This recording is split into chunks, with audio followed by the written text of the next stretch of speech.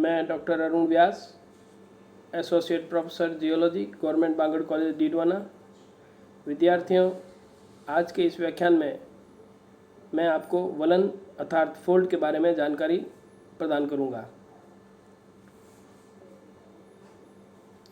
Fold अर्थात भू property के सहज संस्तरों पर जब दो विरुद्ध दिशाओं से प्रतिबल कार्यरत होता है तब इनमें तरंगित संरचनाओं का निर्माण होता है। इन्हें वलन या फोल्ड कहते हैं।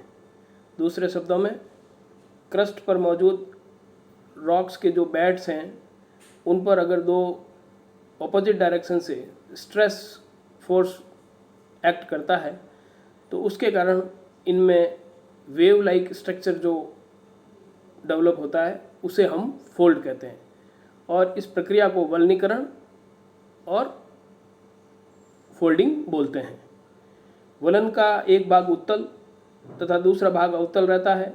उत्तल भाग के शीर्ष स्थल को वलन का शीर्ष या क्रस्ट तथा अवतल भाग के आधार स्थल को वलन की द्रोणिका या ट्रफ कहते हैं। वलन के शीर्ष से द्रोणी तक के पार्श्व भाग को वलन पाद या लिम्ब ऑफ फोल्ड कहा जाता है। अर्थात एक फोल्ड में जो ऊपरी टॉप जो पोर्शन होता है उसे क्रस्ट कहते हैं और जो बॉटम पार्ट होता है उसे हम ट्रफ कहते हैं और क्रस्ट से लेकर ट्रफ तक का जो लेटरल पार्ट है उसे हम लिम्ब कहते हैं। अर्थात एक फोल्ड में दो लिम्ब होते हैं और अगर दो कंजुगेटिव फोल्ड होते हैं तो उनमें एक लिम्ब उभयनिष्ठ या कॉमन होता है। वलन के दोनों पादों अर्थात बोथ लिम्ब्स को दो बराबर भागों में विभक्त करने वाले काल्पनिक तल को अक्षीय तल या एक्सियल प्लेन बोलते हैं। अर्थात अगर हम किसी फोल्ड को एक ऐसे इमेजिनरी प्लेन से बाइसेक्ट करें जो उस फोल्ड को दो बराबर भागों में बांटता है तो उस इमेजिनरी प्लेन को एक्सियल प्लेन कहा जाता है। और ये जो एक्सियल प्लेन होता है इसका अगर इंटरसेक्शन बेडिंग प्लेन के साथ हो तो intersection of the axial plane with the bedding plane, तो वो जो एक्सिस बनती है उसे हम फोल्ड एक्सिस या वलन अक्ष कहते हैं। अर्थात वलन के अक्षीय तल तथा संस्तर के प्रतिच्छेदन को वलन अक्ष कहा जाता है। वलन का वह भाग जो संस्तरों के उत्सवलन के कारण निर्मित होता है अपनति कहलाता है। अर्थात अगर बेड्स का नीचे से फोर्स लगने के कारण अपवार्पिंग होती है तो अपवार्पिंग के कारण जो फोल्ड बनते हैं उन्हें हम एंटीक्लाइन कहते हैं। यह ऊपर की ओर उत्तल होता है तथा इसमें दोनों लिम्ब्स की डिप एक दूसरे से विपरीत दिशा में होती है, इसीलिए इसे एंटीक्लाइन बोलते हैं। और एंटीक्लाइन का जब हम संधि शब्द विच्छेद करते हैं तो एंटी मतलब विपरीत दिशा और क्लाइन एंटी इंक्लाइन, वो फोल्ड जो एंटी इंक्लाइन होते हैं जिनकी लिम्ब्स, उसको हम एंटीक्लाइनल फॉर्म बोलते हैं। अपनति या एंटीक्लाइन के कोर में ओल्डर रॉक्स के बेड्स मिलते हैं, ओल्डर बेड्स मिलते हैं और उससे दूर अगर जाएंगे तो क्रमशः यंगर बेड्स पाए जाते हैं। इसके ठीक उल्टा, इसके विपरीत वलन का वह भाग जो संस्तरों के अवसलन के कारण बनता है अर्थात डाउन वार्पिंग के कारण बनता है तो उसे हम सिंक्लाइन बोलते हैं। यह ऊपर की ओर अवतल होता है तथा इसमें दोनों लिम्ब्स की डिप एक दूसरे की ओर होती है, इसलिए इसे सिंक्लाइन बोलते हैं। सिन मतलब एक समान और इंक्लाइन यानी दोनों डिप जो है बेड्स की वो एक समान होती है, इसलिए इसे सिंक्लाइन बोलते हैं। अभिनति के क्रोड में यंगर बेड्स पाए जाते हैं और इससे दूर जाने पर क्रमशः प्राचीन संस्तर या ओल्डर बेड्स मिलते हैं। ये इस प्रकार का जो फॉर्म होता है ये एंटीक्लाइन है और इस प्रकार का जो होता है उसको हम सिंक्लाइन बोलते हैं। इस चित्र में फोल्ड की मॉर्फोलॉजी को समझाने का प्रयास किया गया है। इसमें आप देखिए द्रोणी यानी ट्रफ बताया गया है, वलन पाद दो बताए गए हैं।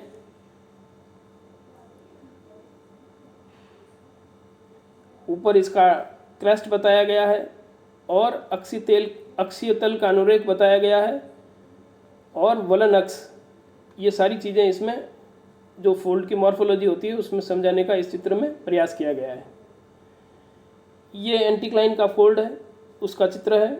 जैसे मैंने बताया अभी आपको कि इसमें एंटी इंक्लाइन यानी जो दो लिम्ब्स हैं उन दोनों की डायरेक्शन ऑपोजिट डायरेक्शन में होती है, इसलिए इन्हें एंटीक्लाइनल फोल्ड फॉर्म बोलते हैं। जबकि सिंक्लाइनल फॉर्म में ये आप देख सकते हैं कि इनकी दोनों लिम्ब्स जो फोल्ड की है वो एक कॉमन पॉइंट की तरफ एक ही दिशा में डिप करती है। फोल्ड के लिम्ब की डिप यानी पाद की नति, वलन अक्ष की स्थिति यानी फोल्ड एक्सिस की पोजीशन तथा वलन के पादों की मोटाई यानी जो लिम्ब्स हैं उसकी थिकनेस के आधार पर वलनों का वर्गीकरण किया जाता है और विभिन्न प्रकार के वलनों का वर्णन यहाँ इस व्याख्यान में निम्नानुसार हम आगे करते हुए आपके साथ इंफॉर्मेशन साझा करेंगे। सबसे पहले है सममित वलन, जिसे हम सिमेट्रिकल फोल्ड भी बोलते हैं। इस प्रकार के वलन में दोनों लिम्ब्स की डिप एक समान होती है तथा इन फोल्ड्स को यदि एक्सियल प्लेन से काटा जाए तो दोनों भाग इसके बराबर होंगे, इसलिए इसको सिमेट्रिकली फोल्ड बोलते हैं। इसमें रेखांकन और इसका एक फोटोग्राफ दोनों दिखाए गए हैं। यानी सिमेट्रिकल फोल्ड वो फोल्ड होते हैं जिनकी दोनों लिम्ब्स की डिप भी बराबर होती है और इन फोल्ड्स को यदि एक्सियल प्लेन के अलोंग काटा जाए तो इसके दोनों भाग जो हैं वो बराबर होंगे, इसलिए इन्हें सिमेट्रिकल फोल्ड या सममित वलन भी कहा जाता है। दूसरा है असममित वलन या एसिमेट्रिकल फोल्ड। इन फोल्ड्स में दोनों डिप्स की मात्रा एक समान नहीं होती और अक्षीय तल से काटने पर भी ये वलन को दो असमान भागों में बांटता है, इसलिए इसे एसिमेट्रिकल फोल्ड कहते हैं। इसमें भी नीचे रेखांकन द्वारा और फोटोग्राफ के द्वारा समझाने की कोशिश की गई है किस तरह के एसिमेट्रिकल फोल्ड होते हैं। तीसरे समनत वलन या आइसोक्लाइनल फोल्ड, अंग्रेजी का वर्ड आइसोक्लाइनल, उन दोनों से मिलकर आइसोक्लाइनल फोल्ड बना। ऐसे वलनों के दोनों लिम्ब्स की डिप एक समान होती है यदि फोल्ड एक्सिस व वलन के दोनों लिम्ब्स ऊर्ध्वाधर हो तो इन्हें वर्टिकल आइसोक्लाइनल फोल्ड कहते हैं, और यदि फोल्ड एक्सिस और वलन के दोनों लिम्ब्स इंक्लाइंड हो तो इन्हें इंक्लाइंड आइसोक्लाइनल फोल्ड कहते हैं। ये चित्र के अंदर रेखांकन और फील्ड फोटोग्राफ से आइसोक्लाइनल फोल्ड कैसा होता है वो समझाया गया है। चौथा होता है प्रतिवलित वलन या ओवरटर्न फोल्ड। ऐसे वलन जिनके एक्सिय तल के अत्यधिक झुकाव के कारण वलन के दोनों लिम्ब्स की डिप एक ही दिशा में हो जाती है तो उन्हें प्रतिवलित वलन या ओवरटर्न फोल्ड बोलते हैं। ये नीचे चित्र में रेखांकन द्वारा और एक फील्ड फोटोग्राफ्स के द्वारा समझाया गया है किस प्रकार एक्सियल प्लेन के बहुत ज़्यादा झुकाव के कारण फोल्ड के दोनों जो लिम्ब्स हैं उनकी डिप एक ही दिशा में आ जाती है और ओवरटर्न फोल्ड का निर्माण करती है। नेक्स्ट कैटेगरी है श्यान वलन या रिकम्बेंट फोल्ड। जब वलन की तीव्रता इतनी अधिक हो जाती है कि वलन का डिप प्रतिवलित होकर क्षैतिज अवस्था में आ जाते हैं तथा वलन का अक्षीय तल भी क्षैतिज हो जाता है, तब इन्हें श्यान वलन कहते हैं। इस प्रकार के वलनों में सेल संस्तरों का अध्यासन क्रम यानी ऑर्डर ऑफ सुपरपोजिशन बदल जाती है। यानी ये वो फोल्ड होते हैं जिनकी इंटेंसिटी इतनी अधिक हो जाती है कि वलन का जो एक लिम्ब है वो ओवरटर्न होकर हॉरिजॉन्टल अवस्था में आ जाता है और फोल्ड का एक्सियल प्लेन भी हॉरिजॉन्टल हो जाता है। तो इस अवस्था में जो फोल्ड होता है उसे हम श्यान वलन या रिकम्बेंट फोल्ड बोलते हैं। नीचे रेखांकन और फील्ड फोटोग्राफ्स के द्वारा इसको दर्शाया गया है। अगली कैटेगरी है नेपी। बैट्स में प्रतिवलन निर्मित होने के उपरांत भी यदि प्रतिबल क्रियाशील रहता है तो संस्तरों में विभंग निर्मित हो जाते हैं। तत्पश्चात भी प्रतिबल की क्रियाशीलता पर विभंग तलों से संस्तर पृथक होकर बहुत दूर तक विस्थापित हो जाते हैं। ऐसी संरचनाओं को नेपी कहते हैं। अर्थात जब बैट्स में ओवरटर्न फोल्ड निर्मित होने के बाद भी अगर स्ट्रेस वर्किंग स्टेज में रहता है तो बैट्स में फ्रैक्चर डेवलप हो जाते हैं और उसके बाद भी स्ट्रेस अगर एक्टिव है तो वो फ्रैक्चर प्लेन्स के अलोंग बेड जो हैं वो डिस्प्लेस्ड हो जाते हैं और ऐसी संरचना को हम नेपी बोलते हैं। नीचे डायग्राम और फील्ड फोटोग्राफ्स द्वारा इसको समझाने का प्रयास किया गया है। अगली कैटेगरी है समवर्त वलन या क्लोज फोल्ड। जब बेड गतिशील होते हैं तथा प्रतिबलों की क्रियाशीलता के कारण संस्तर खिसक जाते हैं और वलन शीर्ष व द्रोणी वाले क्षेत्रों में लिम्ब मोटे हो जाते हैं तथा बीच में पतले रहते हैं, तो ऐसे फोल्ड्स को क्लोज फोल्ड कहते हैं। अर्थात आप इसमें देख सकते हैं कि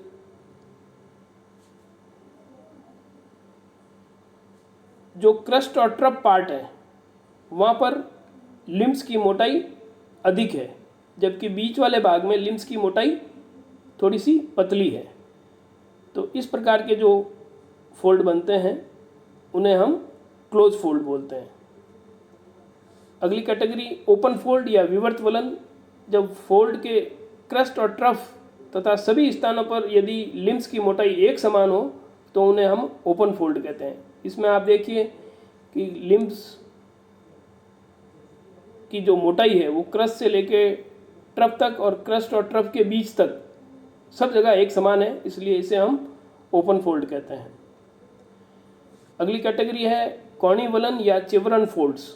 वलन जिनके अक्षीय तल कोणीय होते हैं तथा दोनों लिम्ब्स तीक्ष्ण कोण पर आपस में मिलते हैं, ऐसे फोल्ड्स को चिवरन फोल्ड या कोणीय वलन कहा जाता है। ये चित्र में आपको रेखांकन और फील्ड फोटोग्राफ्स द्वारा समझाया गया है।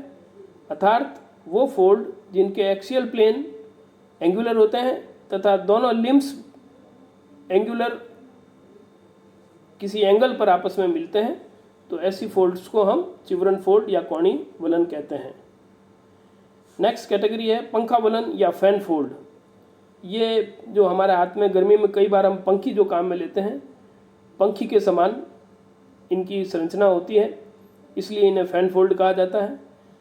प्रतिबलों की तीव्रता के फलस्वरूप वलन के दोनों लिम्ब्स प्रतिबलित होकर एक दूसरे के करीब आ जाते हैं और इस कारण इनके अपनति पाद की नति एक दूसरे की ओर तथा अभिनति पाद की नति एक दूसरे के विरुद्ध दिशा में हो जाती है, तो ऐसे वलनों को पंखा वलन या फैन फोल्ड कहते हैं।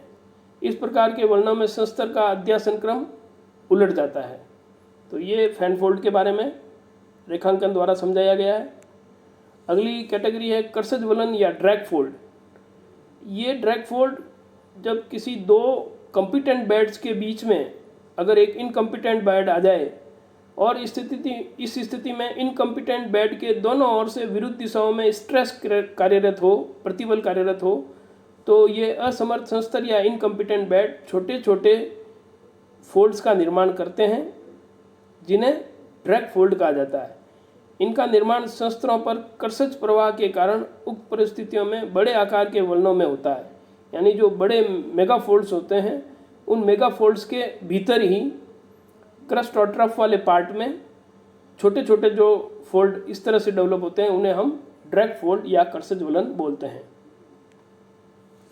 नेक्स्ट कैटेगरी है एक नतिक वलन या मोनोक्लाइन फोल्ड।